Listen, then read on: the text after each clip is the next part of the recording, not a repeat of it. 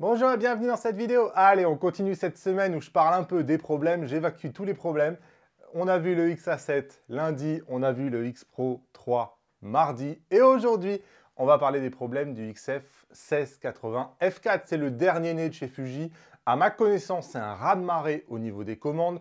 Les reviews ont été plutôt positives, même si ça n'a pas non plus été l'euphorie qu'avaient promis certains ambassadeurs avec un objectif qui était absolument parfait. Ce n'est pas forcément le cas. Il y a forcément des compromis dans un objectif comme ça et ça ne m'a pas choqué quand j'en ai fait le test. Mais depuis qu'il est disponible pour le grand public, ce 1680, il y a eu quelques retours, il y a eu quand même beaucoup de mouvements dans les forums qui disent qu'il a des problèmes de fabrication, ce 1680. Les deux gros problèmes qui reviennent sur les forums, c'est un. Le premier, c'est en fait, lorsque vous prenez une photo avec le 1680, avec une vitesse qui varie entre 1/125e de seconde et 1/150e de seconde, que vous êtes en obturateur mécanique, eh bien, il semblerait que la petite secousse qui va être procurée par le rideau mécanique lorsqu'il prend la photo, lorsqu'il l'obture, eh bien, en fait, cette petite secousse-là viendrait perturber le moteur de stabilisation qui est dans le 1680, une stabilisation qui est dingue dans le 1680, mais peut-être qu'à un moment donné, elle est tellement dingue qu'il peut y avoir des effets de bord. Et visiblement, il y aurait un effet de bord à 1/125e de seconde à peu près, en obturateur mécanique qui causerait la photo en fait de devenir beaucoup plus soft, beaucoup moins piquée finalement que ce qu'elle pourrait être. Et certains se sont rendus compte que la même photo prise avec l'obturateur électronique, cette fois-ci, elle est complètement piquée en fait. Donc, les forums pullulent de démonstrations, de choses comme ça qui expliquent que les gens le renvoient, qu'il y a des copies qui sont touchées, il y a des copies qui ne sont pas touchées. Moi, personnellement, le mien, effectivement, je ne l'avais pas remarqué lorsque j'ai fait le test.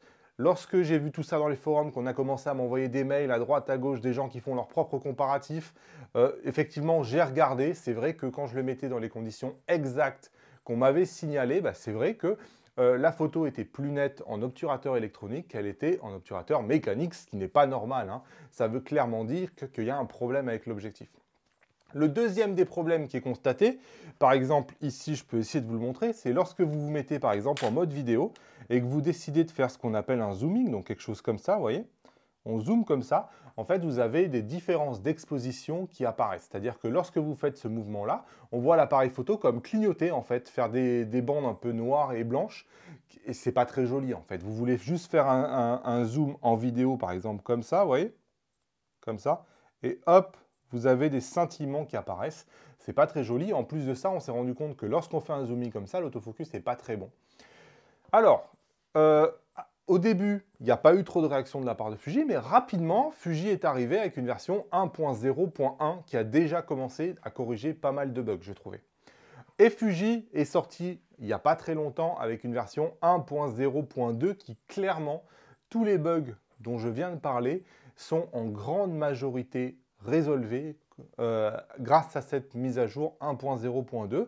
Donc quelque part ces problèmes-là, oui, ils ont existé, c'est la réalité.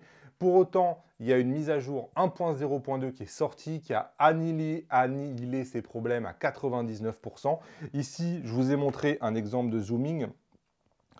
Vous voyez, le scintillement qu'on avait qui faisait un peu obscurcir, éclaircir l'image, il n'y est plus. Et même le zoom, il est devenu largement meilleur. Regardez, si je fais quelque chose qui n'est pas trop rapide, vous voyez, ça marche quand même plutôt bien.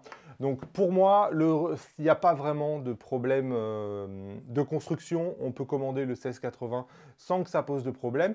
Par contre, si vous avez un 1680, vous avez vraiment intérêt à faire cette mise à jour. C'est très rare, hein. Moi, je n'en avais jamais vu jusqu'à maintenant des vraies mises à jour comme ça lorsqu'un objectif sort, d'avoir une ou deux versions chez Fuji qui vraiment impactent la photo. Moi, je ne l'avais pas beaucoup vu, hein. Il y avait eu quelques petits problèmes, mais c'était quand même assez rare.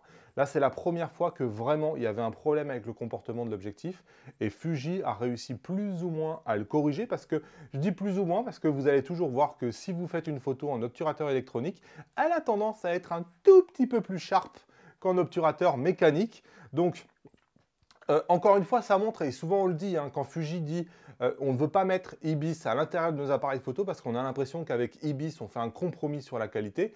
C'est un peu ce genre de choses qui apparaissent. Ici, on est avec OIS, donc Optical Image Stabilization, donc la stabilisation à l'intérieur de l'objectif. Mais ces moteurs de stabilisation, parfois, ils font des petits compromis aussi sur la qualité de l'image. Et c'est probablement ce qu'on voit ici. Fuji a voulu aller très très très loin dans la stabilisation de cet objectif et ça marche bien. Mais effectivement, peut-être qu'il y a eu un petit problème de réglage entre le moteur de stabilisation et les secousses produites par l'obturateur mécanique, c'est possible. En tout cas, voilà, je voulais faire une vidéo pour dire à tous les propriétaires du 1680 que, sincèrement, il n'y a pas de quoi se faire des cheveux blancs. Moi, toutes les gens à qui j'ai parlé, toutes les copies que j'ai vues, elles avaient exactement les mêmes problèmes de manière générale.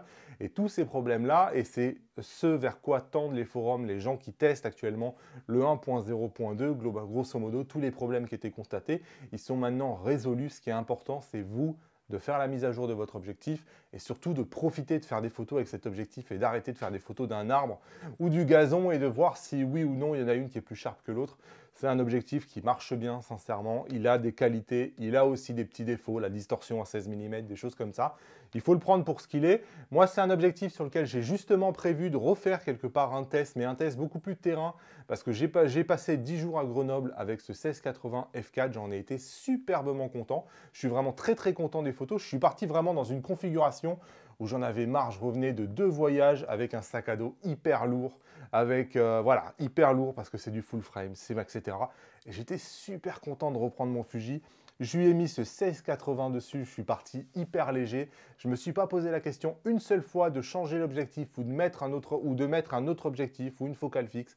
Je me suis dit, je pars avec ça et on verra bien. Et sincèrement, je suis hyper content du résultat. Donc, je voulais faire un petit retour d'expérience un peu de mon utilisation du ce 1680, vous montrer quelques photos et surtout vous donner un catalogue de photos à télécharger pour que vous puissiez voir de vous-même la qualité des photos qui ont été produites avec ce 1680. Et moi, personnellement, ça me convient parfaitement. Donc, je voulais le partager avec vous. Donc, ça arrivera probablement, je pense, la semaine prochaine ou la semaine d'après parce que c'est une vidéo que je n'ai pas encore tournée. Mais en attendant, je voulais revenir sur ces problèmes supposés du XF 1680 et surtout vous dire, faites la mise à jour, c'est très important pour le fonctionnement de votre 1680 et ça peut vous permettre notamment d'avoir des photos qui soient plus nettes. Donc c'est important de le faire.